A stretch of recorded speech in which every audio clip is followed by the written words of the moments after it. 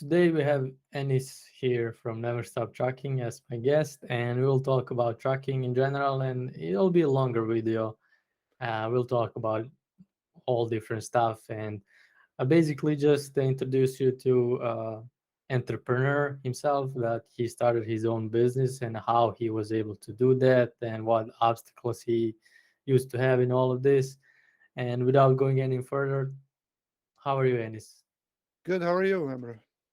I'm good, thank you. Glad to be here. Nice to have you here.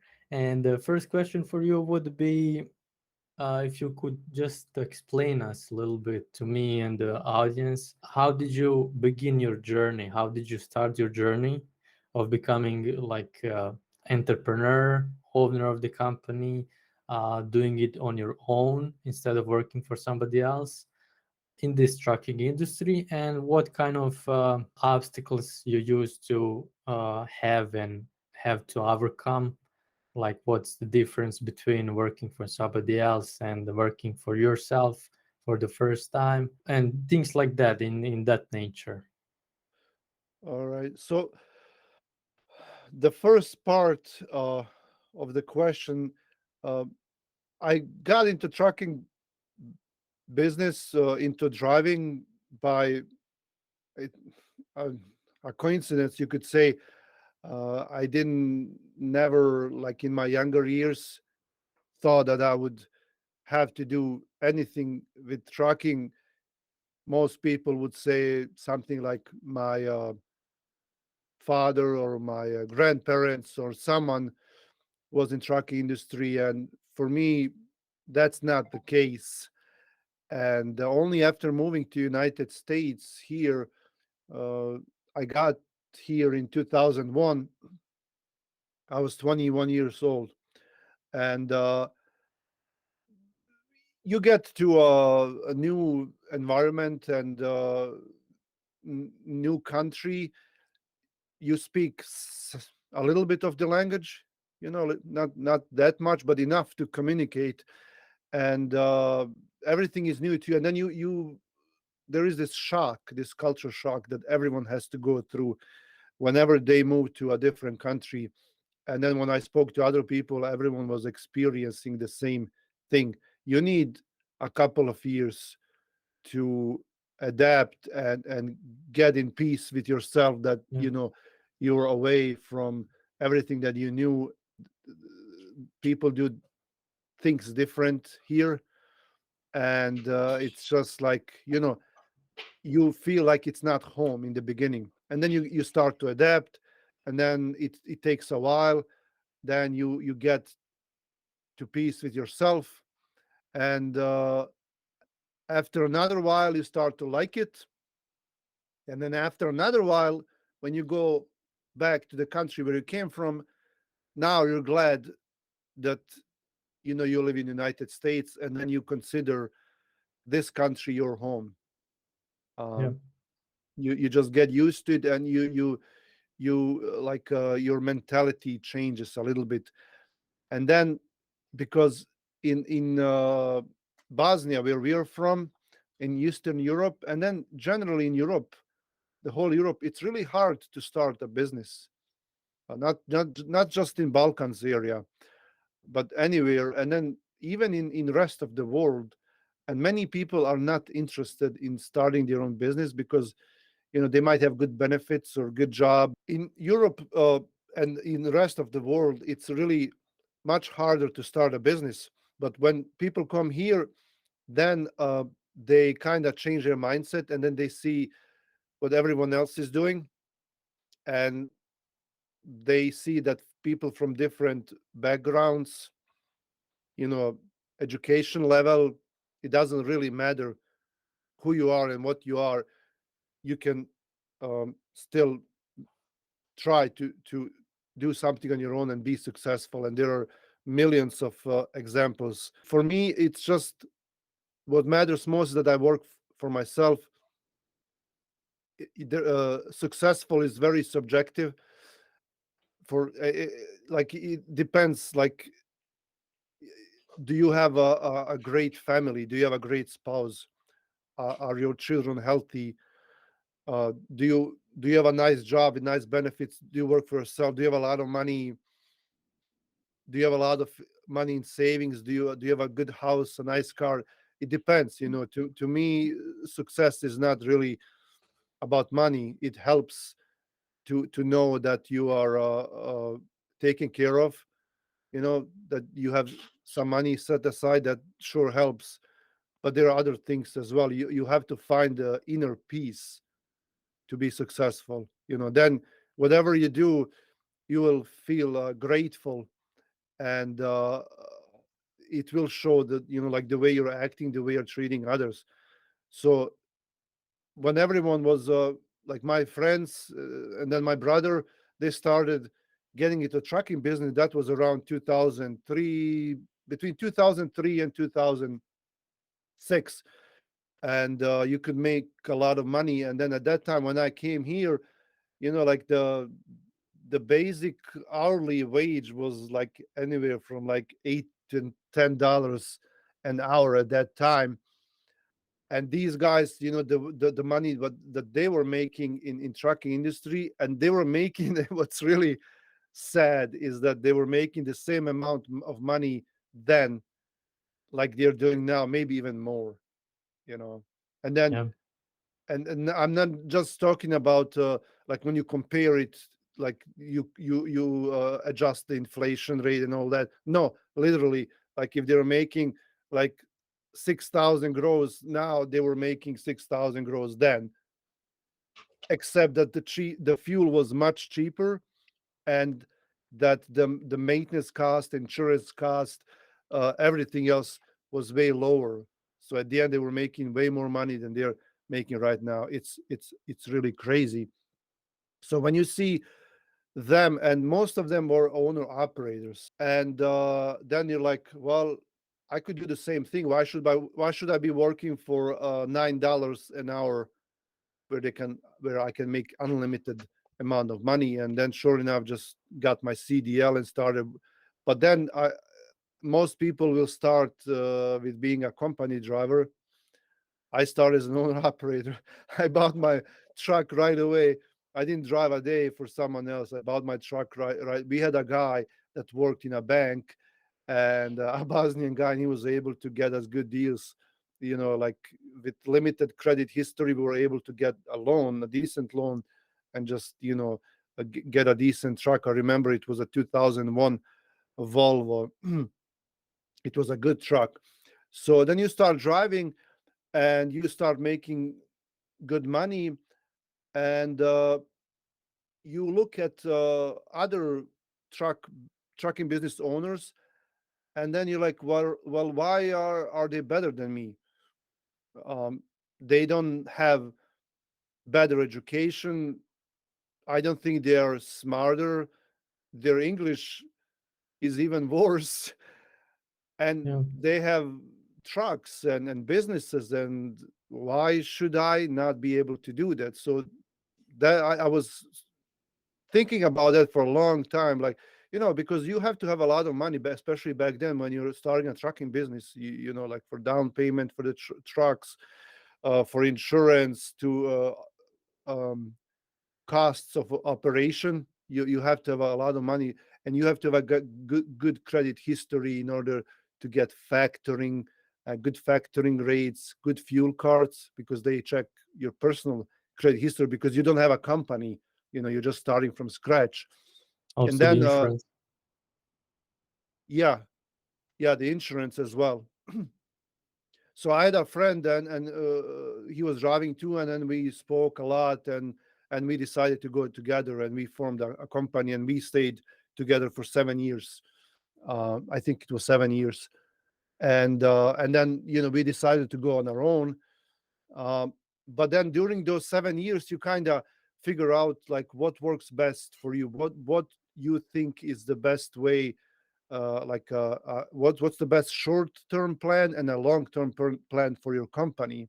And I always say to everyone, like, if you're going into a partnership, you have to talk about those goals and those plans in advance before you start, like, to make sure that your ideas are working together.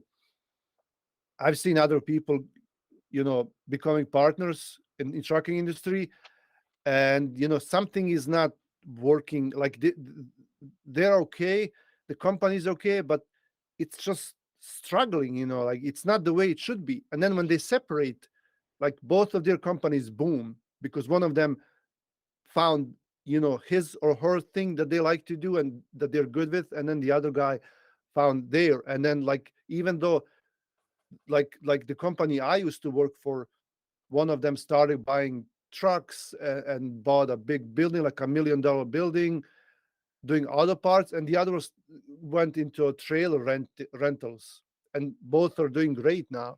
So you have to, like, when you start, you have to know, like, where do you want to see this business in next year, where do you want to see this business in 10 years, and you always have to shoot for higher goals, because if you set your goals low, then if you don't achieve them, you're not going to be anywhere. But if you set your goals high, then even if you are like halfway there, you're still good you know Yeah.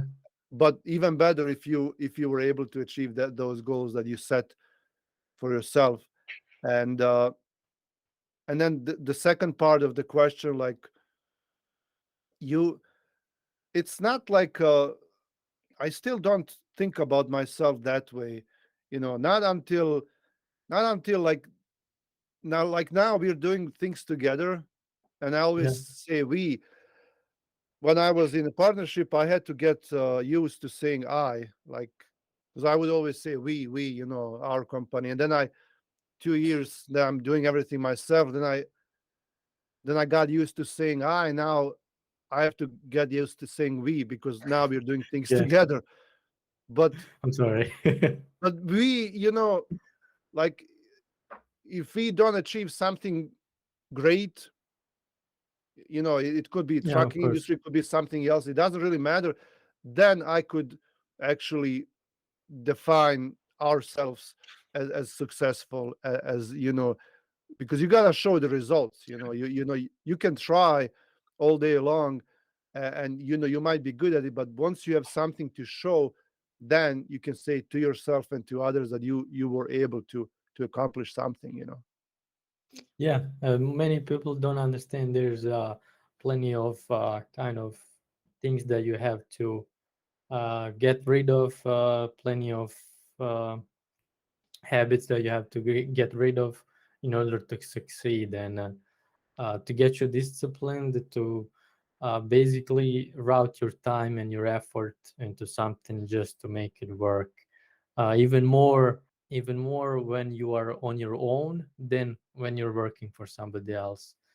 Because especially first a year or two is difficult, bumpy, and that's like the Elon Musk said it's feels like eating a glass and walking over like something. I'm not sure what he said, but I remember he said eating a glass, and that's usually hard, and many people just give up on that. But you didn't, and I'm glad you didn't. Another question I had for you is, what do you find a particularly challenging thing that you had to go over, hardest thing that happened to you or to your company that you had to go through and you didn't know how to, and how did you find a way to go through that, and how was that experience? That's a good question. Like, you have to, like, everyone is different. There is no, people want a magic formula for, now I'm gonna use that word against success. Like, we are not there yet. We are not even close, I think, to say, like, to be able Yeah, to talk about success. But people want a magic formula to, like, they listen to, and that's okay. Like, you can listen to motivational speakers and a lot of famous quotes, and they matter. They these quotes are good to keep you going, and they're wise for sure. But everyone is different. There is no special formula for someone to be able to achieve something, and that's going to work with everyone. It has to do with your background, with uh, like mentality, where you grew up, who are the people that are surrounding you, Yeah. your family. Does your family support you or not? Are you self confident? Do you believe in yourself? Level of education, everything. Everyone is different. That's why people are special, because everyone is different, and there is no definition like, hey, you do this, you do XYZ, and then you're going to be able to uh, uh, make $1 million. There, Yeah, for it's sure. really Especially there's also, I would like to add, there's also people that are not for any business. They're just not. I like to say they're not made for it. They're just like not interested. They're interested in having a job and living from paycheck to paycheck, and that's okay with them. They don't have any ambitions. that's true. And especially if you, like me, as a person, think about myself that way. A long time ago, I never even really thought about doing something on my own, because you finish school, you go to you work, and you see everyone else is doing, that's the same thing. They're working, and just you form a family. Maybe you find a good paying job, you retire, and that's it. So that's then, like, what was your purpose this whole time if you're not going to do something different, or at least try? And I haven't it took me a long time to figure that out, that I'm not that. I was under impression, and you hear it from other people, because I was when I was younger, uh, I did have a lot of bad friends. That was a long time ago. Yeah. Yeah. And, like, you have people around you that keep telling to you, like, you're never gonna accomplish anything. You're not never gonna be able to, because this is the way you're behaving. This is These are your friends. This is what you do. You know, you're never gonna be anything in your life. And then it takes you a while to figure out that, like, when you tell yourself that, yeah, you can do, why not? I can do it. I just need, like you said, I need discipline, and I need that mindset. You need that mindset. So when I came here, then everything switched around. you know Started experimenting with building websites, photography, you know cameras, softwares, things like that. And you start experimenting, and then you start going, like, okay, I like to uh, take pictures. And that was back then, like 15, 20 years ago. Now it's different. But back then, you need they didn't even have DSLRs. They had SLRs, so they were not digital. They were like with film, Yeah. the cameras. And then you start learning about that, and then, all of a sudden, you get a digital camera. You start taking pictures, and you're like, oh man, I'm good at this. I could maybe make some money. So then try to sell those pictures. You go online, build a website, try to sell digital downloads, try to sell physical pictures. And then you're like, oh man, well, this is maybe not working. I'm going to try something. I'm going to try something else. And I'll try this. And I kept doing it for like 10 years. And I didn't do anything. Like, I didn't, like, I had no success. Make a store online, try to sell things. Try to sell things on Amazon. Like, go out and buy a bunch of cheaper things, or go to Goodwill and buy things, and try to resell them on eBay, sell them on Amazon. I was able to, sell some things, but it wasn't doing that great. And you start doing this, and then after a while, like, you're like, man, this is not going. I should just go back. I'm just gonna go back to driving, and but then you can't stop. You like you get that bug, Yeah. you like you keep doing it. And every of these things that failed were experiences. They were not Yeah. failures. You have to understand that it's not a failure, because you learned so many things along the way. And now I was able to implement all those things, like whatever I'm starting now. Then, oh well, I know how to do this. I'll do it myself. Then Yeah. it all makes sense. I didn't have that much experience with tools or building things, but when we bought a house, I started doing it, started buying tools, and I did a lot of things on my house. And then I was thinking, well, since I have a camera, I like to record videos, I like to take pictures. I'm just gonna try to record some of these videos. And I started a DIY channel on YouTube.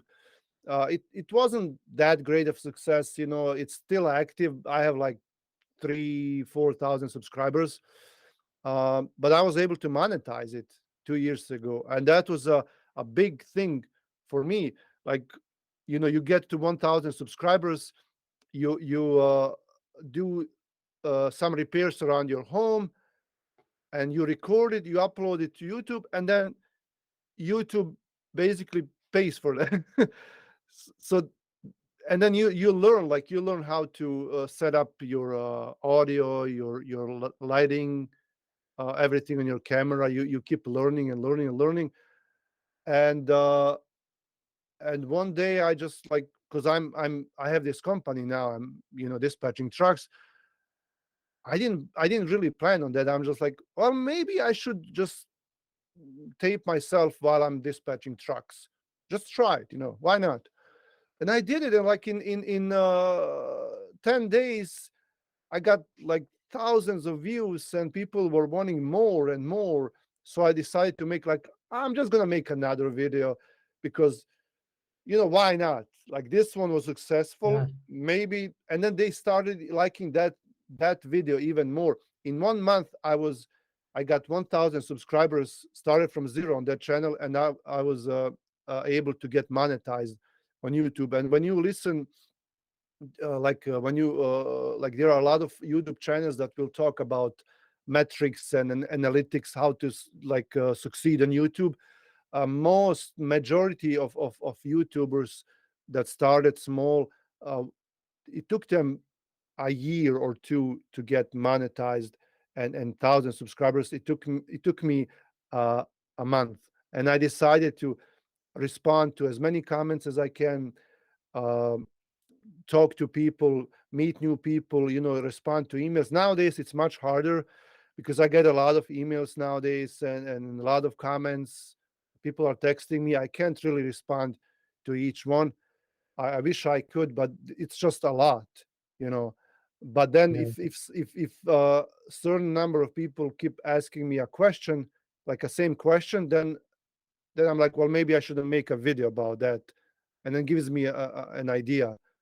So the short answer is, like, you gotta tell yourself that you can do it. No matter what everyone else is saying, no matter what everyone else thinks, no matter what your past is, like, what have you done in past.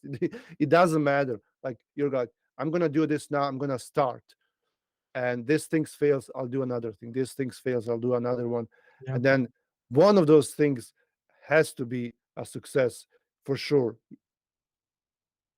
Yeah. If you're basically, it's not a failure, it's a lesson. You're just learning and finding the reason why it failed, and you make sure that you don't do the same thing again. And Yeah. as the people say, basically a success is buried in garden of failure. So you basically have to dig through failure. You have to get it on your hands until you get to success. I can't find a single person that had skipped the failure part, that did not fail in anything, that just got everything perfectly, all stars aligned perfectly for him, and he just made it work right away. That was basically most of the people will not. Maybe some people will have that kind of luck, but I would rather have experience and lessons throughout all of that than luck. If I get lucky, okay, I have succeeded. But if I don't have experience, that's gonna fail eventually, and I'm not gonna know what to do afterwards, how to start again from the scratch. You, for example, you, if anything fails on you in the future, in 5 years, nobody knows what's gonna happen. You can always start again. You can always, you know how to do things. You know, people know you. You have connections through the YouTube, and all of the experience that you have acquired.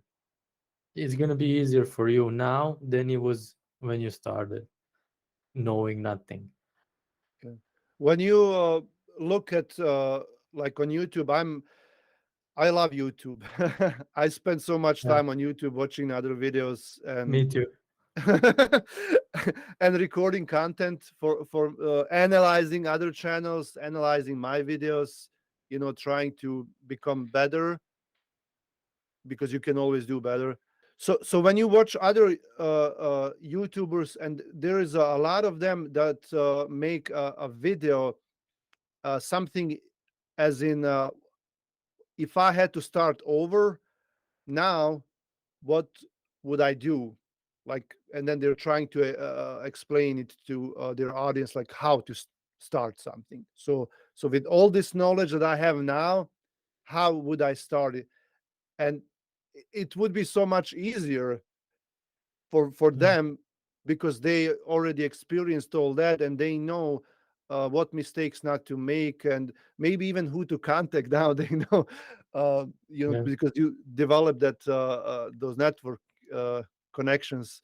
So even for me now, like, if I were to start a trucking company, if I were to start a dispatching company, if I were to start a YouTube channel is different because you gotta have analytics and content to work in your favor, because it's a different beast. Sometimes it is based on luck. Um, yeah, but with anything else, like even driving, I have my CDLA. I can go back to driving. I'll know where to look for truck. I know how to buy a truck. I can buy myself a truck. I can start another business again because I went through it. And that's what those experiences, no matter if you were not able to make something bigger out of it, that's they still matter, because they make you the man that you're right now, and they teach you something. It's best to learn on others' mistakes if you can, uh, because you don't have to work. Uh, you don't have to live through that. But if you feel those mistakes, then you learn that lesson uh, better. It stays for you with you for a longer time, because you experienced, you were able to feel it. Like when you feel like, that's like with children, like you keep telling them no, that's hot, until they feel it, then they know, well, it's hot, I better not touch it yeah. again. But when you tell each other, like, what do you mean it's hot? So it's the same thing, basically. It's hard to explain something to somebody that once that person did not go through that himself. It's hard to explain. You can talk as much as you want, but until they go through that, they will not know for sure and for certain. Yeah, there is that phrase in Bosnian, sit gladnom ne vjeruje. So Yeah, means like a person who is like fully stuffed, like when they're eating, and like they're like full, they don't believe the person that is hungry, like how does that hunger even feels like, because they don't know, they haven't experienced it, they've had everything, and they don't know how to. That's why, like especially in politics, there's a big gap between people who are up there, high, with normal people like us, because they don't understand us, and we don't understand them either. Like it's hard. So once you go through all that, once you try everything, then I think it will be easier for you to even like right now. I never thought that I would be teaching things. Like I'm Like I'm not a teacher. I don't know how to teach, but then I found that talent, if you can call it that way, or a passion. Like that. I like it. I actually like it. It Yeah. not because I want to sound smart, like I want to impress someone. I just genuinely like it. Like I like. I'm not gonna even say helping. Like okay, well I like helping people. Okay, sure, but no, this is like teaching. I like showing things to others because like a lot of people have this fear that if they share their knowledge with someone else, that like they're shooting themselves in the foot. Like you're gonna teach someone to do something, and then they're gonna become better than you are. They're gonna steal away all your business, all your friends, whatever. But they don't realize that by you teaching others, you learn. You learn as well. I learned so many things, like by making these YouTube videos, not just about dispatching, about a lot of other things. And then we are making these courses together. I learned from you. You learn from me. Uh, when you are working on a topic, you research, you talk to others, and then you find out things that you never knew. Like the other day, like I told you, like DAT board. Like I've been using DAT board, and I never knew what DAT stands for. Like I didn't Yeah. even care. But then now I know. Well, you get a cookie if you guess. Like the your viewers, what it Guess stands down for guess in the down in the comment. comments. Yeah, leave a comment. But but but don't Google search it. Don't, yeah, just like think about it. Like what could it mean? Yeah. So yeah, it's like and you find your passions, or a talent. You find a talent that you never knew you had. It just Yeah. it makes you happy. Yeah, of course. You said when you teach somebody, it's not about helping. It is you do help, but in the instance, you can help those people with giving them like money. You can help people with giving them money, but if you give them knowledge to earn that money, that's much better for them. Because if you give them money, you fed them for a day. If you give them knowledge, you fed them for a lifetime. So they can go on their own, they can work, they can succeed, they can improve, and you always have a good friend, because he'll never be able to. And I've never seen a case that somebody the peop hates the person that actually taught him to do what he does now and successfully does. So you're gonna always have the friend connection, and possibly after 10, 15 years or 5 years, maybe even like partnership or something. Maybe he calls you, hey, I have this deal, I can't make it work. Would you do it? And all of that. You never know what's gonna happen. But Yeah, with or teaching, let's it's work kind of, together.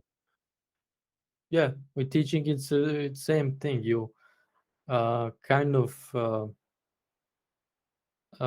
give something that's from yourself. That's the way that you understood things that might help them. And if they do good later, you feel proud. There's no like uh, jealousy or something like that. If they do good later, that means you did good. That goes back to you, and you always know that you give them one part of yourself by teaching them things that you do your way. And it's kind of fulfilling from the uh, f- I don't know, from the human point. I'm not sure. Like you already said, I never thought I'm gonna record any lessons, teach anybody live or something like that. I never thought in my life I'm gonna do that. I'm not a teacher. Like, not you are not a teacher, but it was kind of scary, but it was much better than I expected it to be. Kind of that feeling is overwhelming. Yeah, yeah, it's like not like when people look up to you, it's you try to become even better.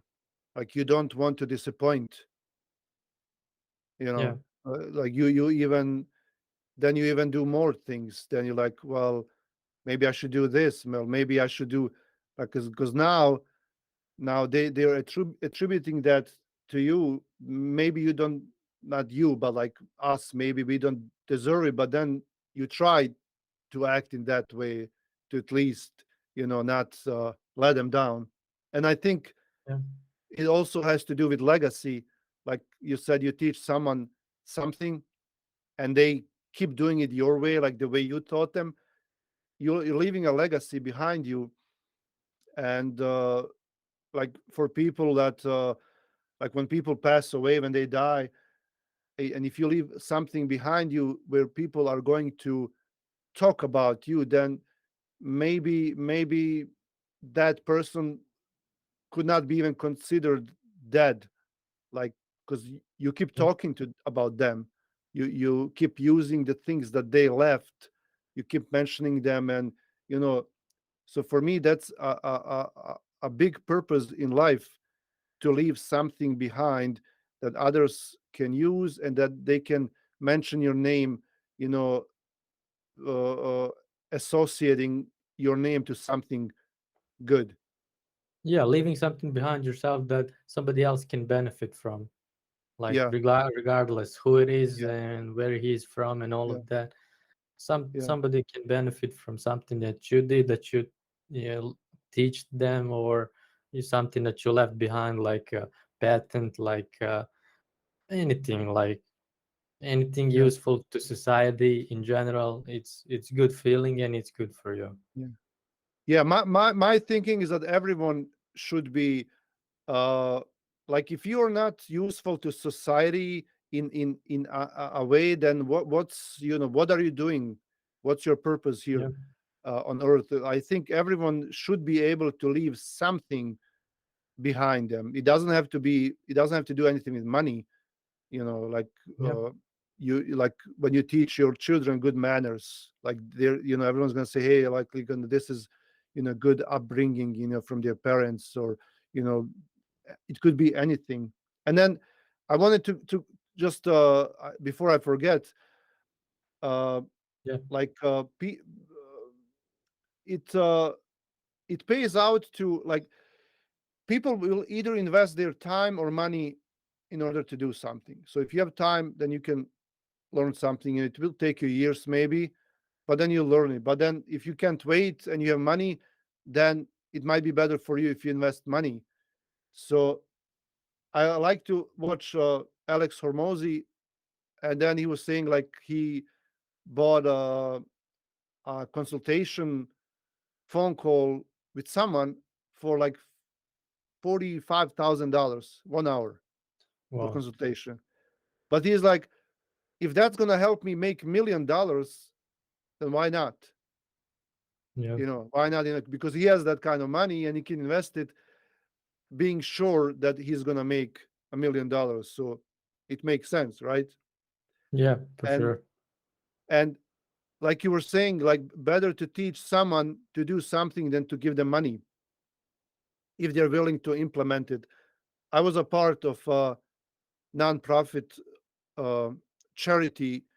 I was actually one of the co-founders. I was the president for a few years here in the United States, where we were um, gathering money and helping people in Bosnia with many things. It wasn't that, like, we didn't have that many members, and but it was official. It was a you know IRS tax exempt 501c3, like everything was really official. And then I was my idea was like we should help people, not just with money. Like you give them, like if someone is poor and you give them money, after they spend that money, they're still gonna be poor. Yeah, You should give them something where that they can use to make money for themselves.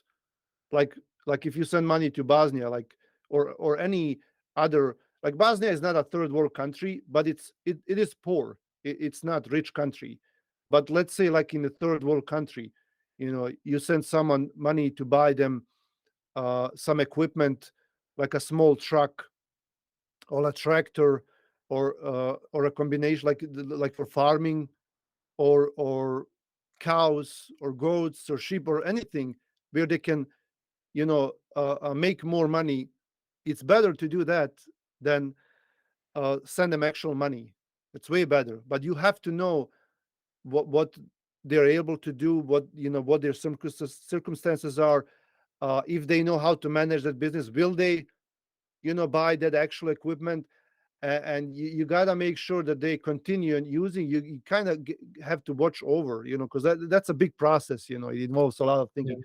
So like you said, it's better to teach them something or give them something where they can produce more money that way for themselves. They're not going to be depending on anyone, uh, on government, or like their family members. They can do it themselves. And same here, what we are doing in our dispatching lessons is that, like, you invest some money, but you can, like, once you start working, you can get that money in a week. You can get it back. Yeah. And if you don't have time to watch 200 of my videos, or almost 300 now, then that's for you. But if you have time, then even better. Like, you don't have to spend money. You can just watch everything, write down, watch other channels, ask other people, and then start. But there is a way to learn it. You just have to be Yeah. consistent. And it's a cliche, but don't give up. Just keep doing it. Of course. Yeah, if anybody thinks it's gonna be easy, it probably will not be easy, but anybody can succeed if they invest that effort, time, and a little bit of money. We can even do it without any money. Basically, it's that simple. Most people have the necessary equipment for dispatching. And what's really nice, and I also like to use this phrase, American dream from anywhere. Uh, a lot of people think that American dream phrase is another cliche phrase, but it really isn't. If you go to other countries and you see, like, how hard it is to start something without being able to pay someone, uh, or wait, or have connections, or have a good background, like, a rich family, or someone standing behind you. It's really hard to start something and be successful, because, like, you can start something really small, but the minute you start growing, then you will have all these people coming to you and, like, hey, now here's my part. And then there was like, well, I helped you on. Then the government, like, wants their taxes, and there's corruption. Here in the United States, it's not like that, to the most part. To the most part, it is not like that. And what's really amazing right now is, with internet, and now you can have a American phone number from anywhere. You can start a company in United States from anywhere.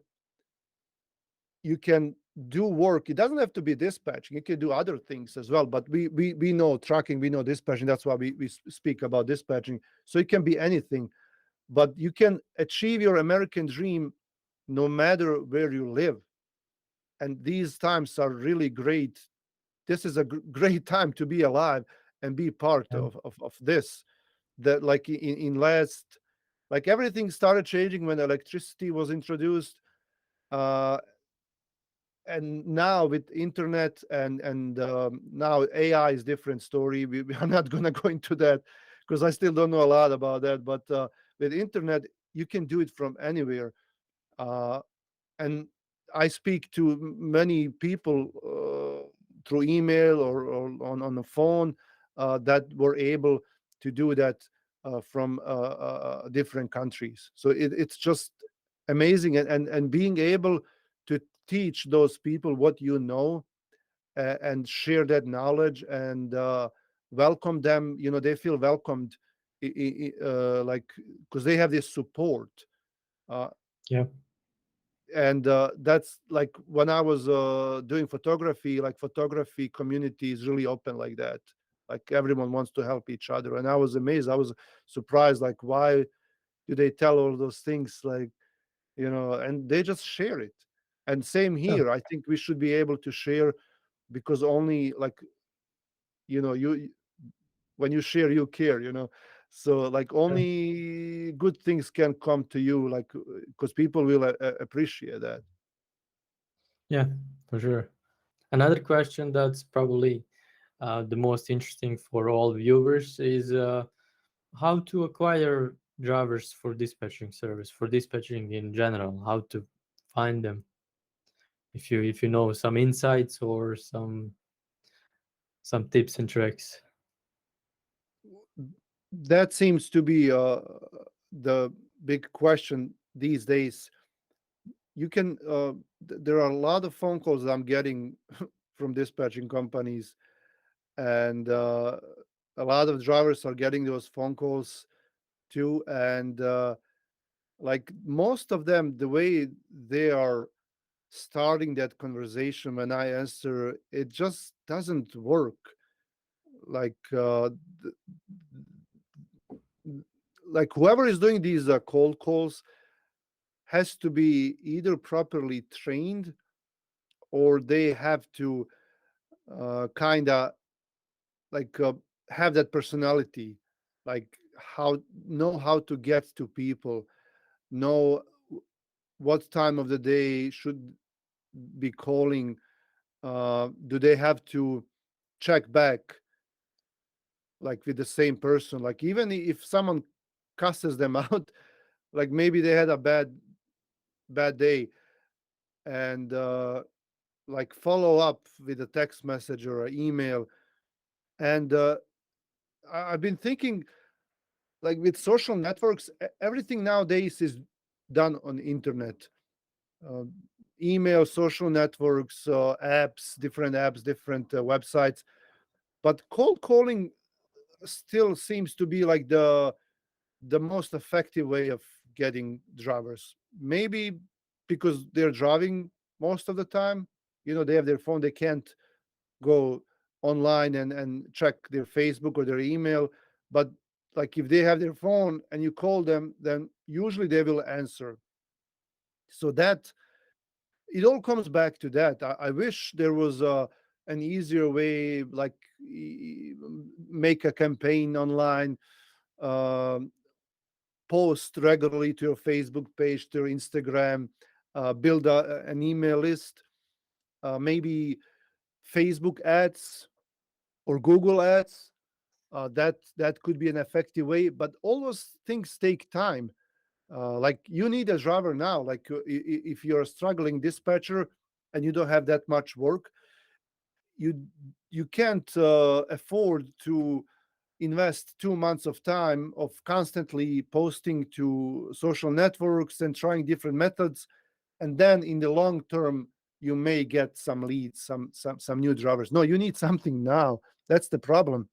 And phone conversations looks like they solve that problem. Phone calls seem to solve that issue of urgency. uh, it's an old fashioned way, but it still has to be done. So on on uh, on my YouTube channel, I have a couple of videos. I have one long video over 1 hour, and I speak in depth about that.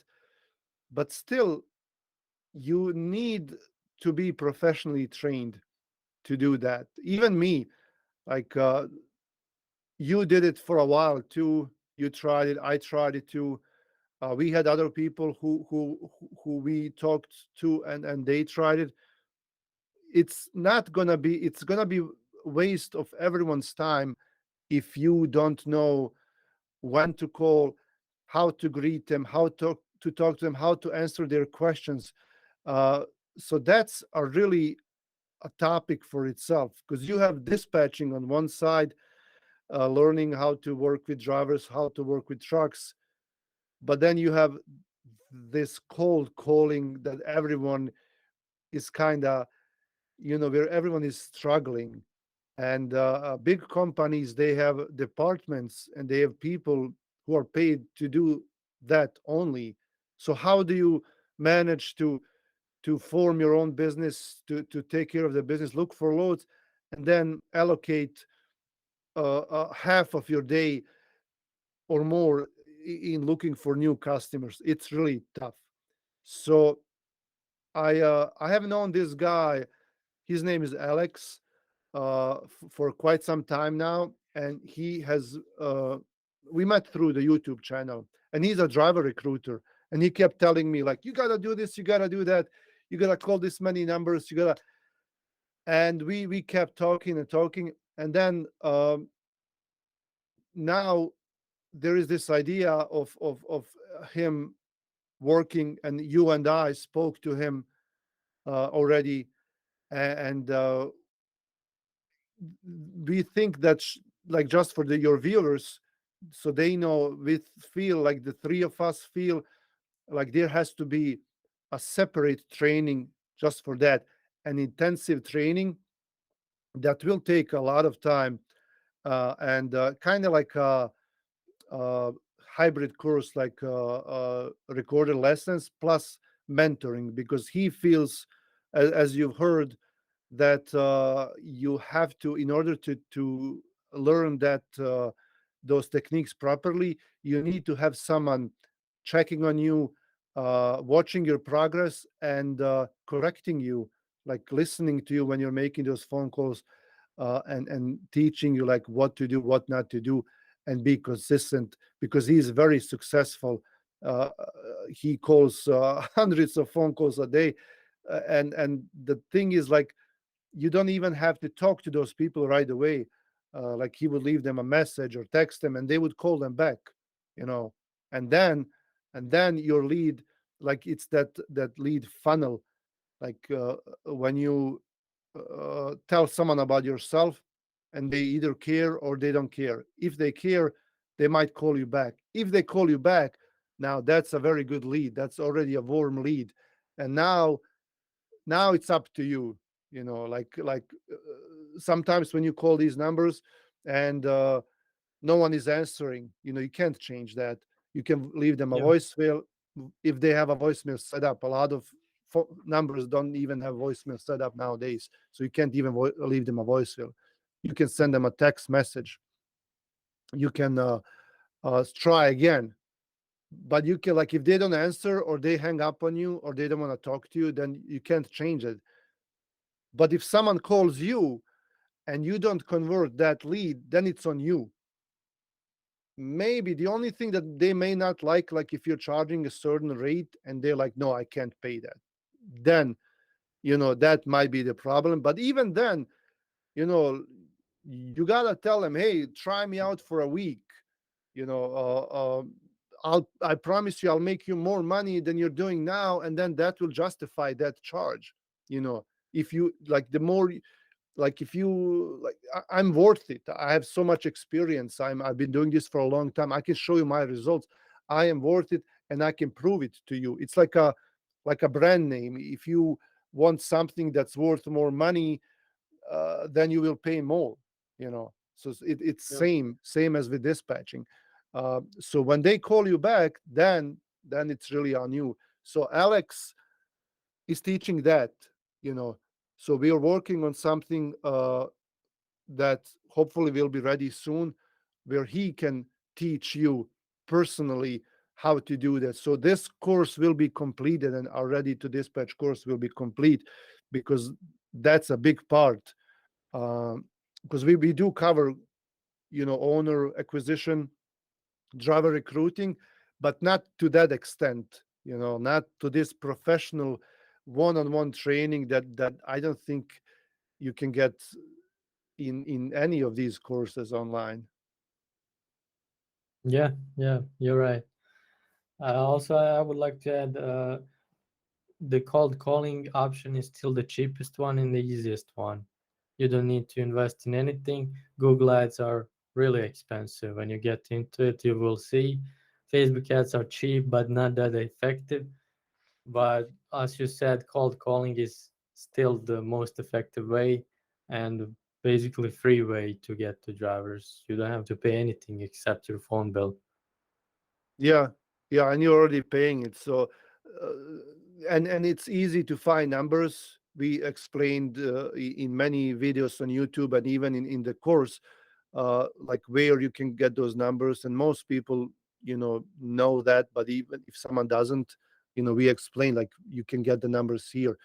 This is like who you call. This is who you don't call. There is no need to call these guys because they don't need a dispatcher. So we explain all that, and we also explain some techniques when calling, like how to talk to people. But you need consistency. Most people will give up after they make like 20 phone calls in a day, and like no one is answering, or the phone number has been disconnected, or they don't want to talk to you, and they feel discouraged and they don't want to do it. They're like, this is not effective. But it is effective. Like it's same like when you're carving something, like in stone or in wood. You have to do everything by hand for a long time, and if you give up like after 20 minutes, but people will do it for hours and then they can see the result.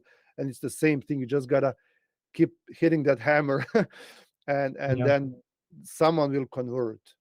So like if you call 200 numbers and one of them converts, that's success. If you call 1000 numbers and two of them convert, that's still okay. Now you got two drivers.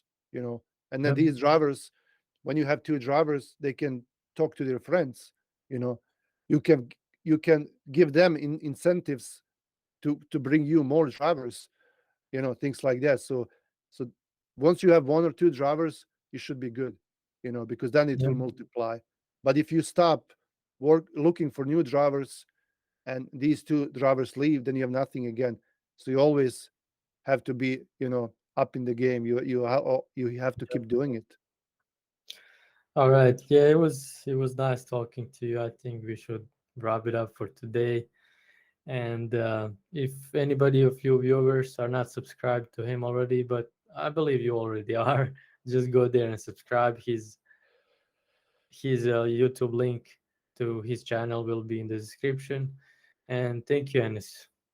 Yeah, thank you, Emro. And also, if you are on this channel, um, well, a lot of YouTubers will say, subscribe to my channel. Yeah, that's cool. That's really great way of showing appreciation for the content that people are making. But the views count, and the length of that view, like the retention. So the longer Yes. someone watches, the better it is for your channel and your videos. And then especially if they hit that like button, and then if they leave a comment, and then Yeah. if they come back and watch another video, that's the best thing that can Yeah. happen to a channel. So I suggest everyone, like, if you want to help a channel, do that. Thanks for having me, Amber. Yes. Thank you again. All See right, you. see you later.